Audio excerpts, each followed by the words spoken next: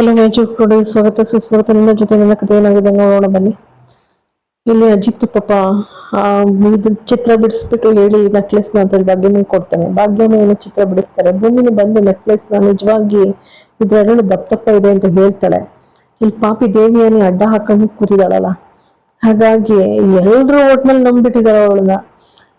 ಭಾಗ್ಯಮ್ಮನವರು ಮತ್ತೆ ಭೂಮಿ ಇಬ್ರು ಒಂದೇ ಸಾರಿ ಹೌದಲ್ವಾ ಅರಳುಗಳು ಬದಲಾವಣೆ ಇದೆ ಅಂತ ಅಂದಾಗ ಅಜಿತ್ ಹೇಳ್ತಾನೆ, ಹಂಗಾದ್ರೆ ನಿನಗ್ ಗೊತ್ತು ನೆಕ್ಲೆಸ್ ಎಲ್ಲಿದೆ ಅಂತ, ನೀನ್ ಸುಳ್ಳು ಹೇಳ್ತಾ ಇದೀಯಾ, ಎಲ್ಲಿದೆ ಹೇಳು ಅಂತಿದ್ದಾಗನೇ ಮಾತು ಬದಲಾಯಿಸ್ಬಿಡ್ತಾಳೆ.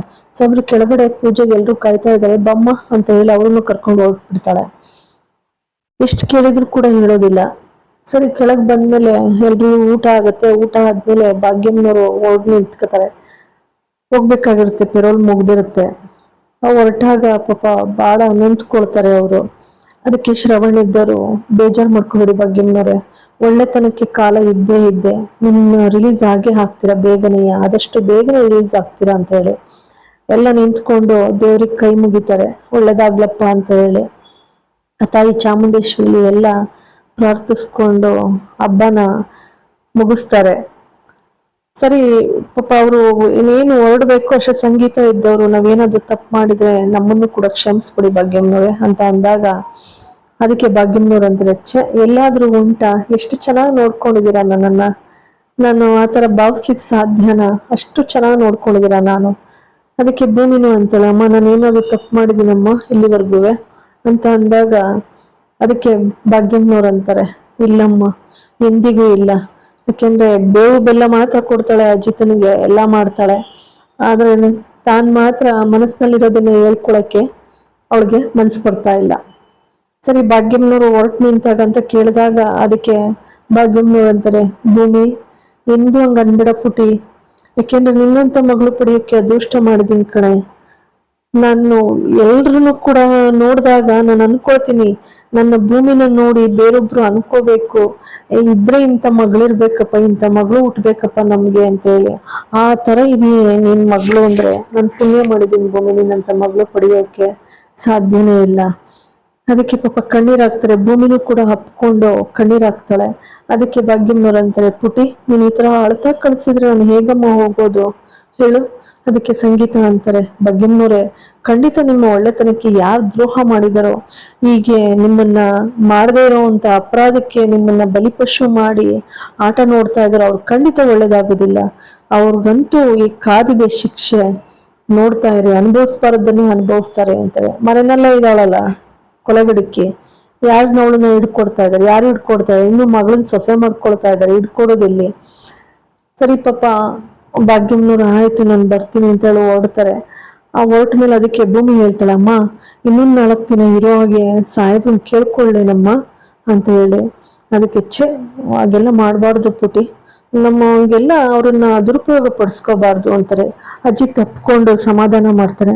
ಅಜಿತ್ ಕರ್ಕೊಂಡು ಮನೆಗೆ ಬಂದ್ಬಿಡ್ತಾನೆ. ಬಂದ್ಬಿಟ್ಟು ಯೋಚನೆ ಮಾಡ್ತಾನೆ, ಸತ್ಯನಿಗೆ ಫೋನ್ ಮಾಡ್ತಾನೆ, ಸತ್ಯನ ಬೇಗನೆ ಹೊರಟು ಬನ್ನಿ ನೀವು. ಅಯ್ಯೋ ಇದೇನು ಬೇಗನೆ ಬಾ ಅಂತೀಯಲ್ಲೋ ಅಜಿತ, ನಿನಗಾಗಿ ಊಟಕ್ಕೆ ರೆಡಿ ಮಾಡ್ತಾ ಇದ್ದಾಳೋ ಆ ಹುಡುಗಿ, ಪಾಪ ಬೇಸರ ಮಾಡ್ಕೊಳಲ್ವೇನೋ, ಮೂಡ ತರ್ತೀನಿ ತಾಳು. ಅದಕ್ಕೆ ಅಜಿತ್ ಅಂದ್ರೆ, ಬೇಡ ಸತ್ಯನ, ನಾನು ಹೇಳಿದ ಮಾತು ಕೇಳಿ, ನೀವು ಬರ್ಬೇಕಂದ್ರೆ ಬರ್ಬೇಕು, ಅವಳ ಹತ್ರ 1-2 ಮಾತಾಡ್ದಂಗಾಗುತ್ತೆ, ನೀವು ತರ್ಲಿಲ್ಲ ಅಂದ್ರೆ ಅವ್ಳು ಊಟ ತರ್ತಾಳೆ ಬನ್ನಿ. ಆಯ್ತಪ್ಪ ಹಾಗೆ ಮಾಡ್ತೀನಿ ಅಂತ ಹೇಳಿ ಸತ್ಯನ ಏನ್ ಮಾಡ್ತಾರೆ, ಇನ್ನ ಸದ್ದು ಗೊತ್ತಾಗುತ್ತಲ್ಲ ಅಂತ ಹೇಳಿ ಸ್ಕೂಟಿನ ತಳ್ಕೊಂಡು ಬರ್ತಾರೆ ಆಚೆ ಕಡೆಗೆ. ಹೆಂಗೋ ಸಂಗೀತಮ್ಮ ನೋಡ್ಬಿಡ್ತಾರೆ.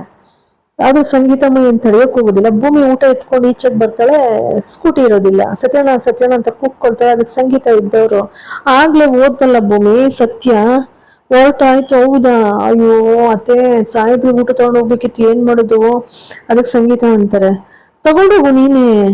ಅದಕ್ಕೆ ಭೂಮಿ ಅಂತಾಳೆ, ಅಲ್ಲ ಅತ್ತೆ ಎಷ್ಟೊಂದು ಕೆಲಸ ಇದೆ ಗೊತ್ತಾ ಮನೆಯಲ್ಲಿ, ಸಾಹೇಬ್ರು ಬಟ್ಟೆಗಳೆಲ್ಲ ಒಗ್ಯಕ್ ಹಾಕ್ಬೇಕು, ಕೆಲವೊಂದನ್ನ ಡೈವಾಶಿಗೆ ಕೊಡ್ಬೇಕು, ಐರನ್ ಮಾಡ್ಬೇಕು, ಜೊತೆ ಪರ್ಸ್ ಕಳೆದಿದ್ದೀನಿ ಅಂತಿದ್ರು ಅದನ್ನ ಬೇರೆ ಹುಡುಕಬೇಕು, ಎಷ್ಟೊಂದಿದೆ. ಅದಕ್ಕೆ ಸಂಗೀತ ಅಂದ್ರೆ, ಯಾವಾಗ ನೋಡು ಕೆಲ್ಸ ಕೆಲ್ಸ ಕೆಲ್ಸ ಕೆಲ್ಸ, ಇದ್ದಿದ್ದೆ ಹೋಗು ಅಜಿತನ್ ಜೊತೆ ಗಂಡನ ಜೊತೆ ಊಟ ಮಾಡಿ ಜೊತೆನಲ್ಲಿ ಕೂತ್ಕೊಂಡು 1-2 ಸಮಯ ಕಳಿಬೇಕು ಅಂತ ನಿನ್ಗೆ ಅನ್ಸಲ್ವಾ, ಹೋಗು. ಅಮ್ಮ ಬೇರೆ ಜೈಲ್ಗೆ ಹೋಗಿದ್ದು ನೋವಿರುತ್ತೆ, ಅದು ಒಂಚೂರು ಮರ್ಯಾದಂಗ ಆಗುತ್ತೆ, ಹೋಗಿ ನೀನ್ ಊಟ ತಗೊಂಡೋಗು ಅಂತ ತಗೊಂಡೋಗ್ಬೇಕು. ಮನ್ಸಿಲ್ಲದ ಮನಸ್ಸಿನಲ್ಲಿ, ಅತ್ತೆ ಹಂಗಲ್ಲ ಡ್ರೈವರು ಇದ್ರು ನೀವೇ ಹೋಗ್ಬೋದಿತ್ತಲ್ಲ, ಹೋಗು ಭೂಮಿ ಅಂತ ಹೇಳ್ತಾರೆ. ಸರಿ ವಿಧಿ ಇಲ್ದಲೆ ತಗೊಂಡ್ ಬರಕ್ಕೆ ಅಂತ ಹೋಗ್ತಾಳೆ. ಆದ್ರೆ ಇಲ್ಲಿ ಪಾಪ ಅಜಿತ್ ಕಾಯ್ತಾ ಇರ್ತಾನೆ.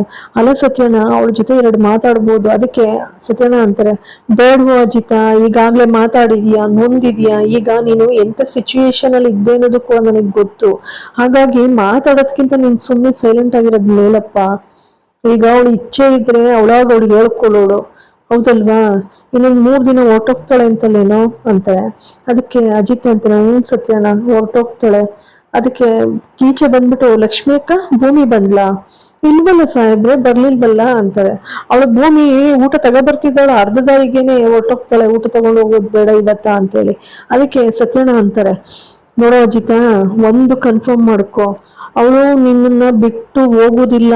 ಇನ್ 3 ದಿನ ಆದ್ರೂ ಕೂಡ ಇಲ್ಲೇ ಇರ್ತಾಳೆ ಅನ್ನೋದಾದ್ರೆ ಊಟ ತರ್ತಾಳೆ, ಇಲ್ಲ ಅಂದ್ರೆ ಅವಳು ಊಟ ವಾಪಸ್ ತಗೊಂಡೋಗ್ತಾಳೆ, ಅಷ್ಟೇ ಕಣೋ ಅಂತ. ಅದೇ ತರ ಅವಳು ವಾಪಸ್ ತಗೊಂಡ್ ಹೋಗ್ತಾಳೆ. ಅಜಿತನ್ಗಂತೂ ಜಂಗಾಬರ್ರೆ ಹುಡ್ಗೋಗ್ತದೆ. ಬಹಳ ನೊಂದ್ಕೊಂಡು ಸುಸ್ತಾದನಂಗ್ ಕೂತ್ ಬಿಡ್ತಾನೆ. ಯಾಕೆಂದ್ರೆ ಸತ್ಯಣ್ಣಂಗೆ ಅಜಿತನ್ ಮನಸ್ಥಿತಿ ಗೊತ್ತು. ಈಗಾಗ್ಲೇ ಸಾಹಿತಿನ ವಿಚಾರದಲ್ಲಿ ಬಹಳ ನೊಂದು ಪಾಪ ಅವಳಿಂದ ದೂರ ಆಗಿ ಇವತ್ತು ಅಷ್ಟು ನೊಂದ್ಕೊಳ್ತಾ ಇದ್ದಾನೆ.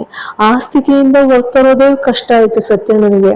ಹೆಂಗೋ ಭೂಮಿ ಕಾಂಟ್ರಾಕ್ಟ್ ಮದ್ವೆ ರೂಪದಲ್ಲಿ ಅವಳನ್ನ ಬಹಳ ಹಚ್ಕೊಳ್ತಾ ಬಂದ ಅಜಿತ. ಹಚ್ಕೊಂಡ್ಲಾಗಿ ಹೆಂಗೋ ಒಂದಷ್ಟು ಸಾಹಿತ್ಯನ ಒಂದಷ್ಟೇನು ಸಂಪೂರ್ಣ ಮರ್ತೇ ಬಿಟ್ಟ. ಇಲ್ಲಿಗೆ ಸಂಚಿಕೆ ಮುಕ್ತಾಯವಾಗ್ತಿದೆ. ಎಲ್ರಿಗೂ ಕೂಡ ಅನಂತ ಧನ್ಯವಾದಗಳು.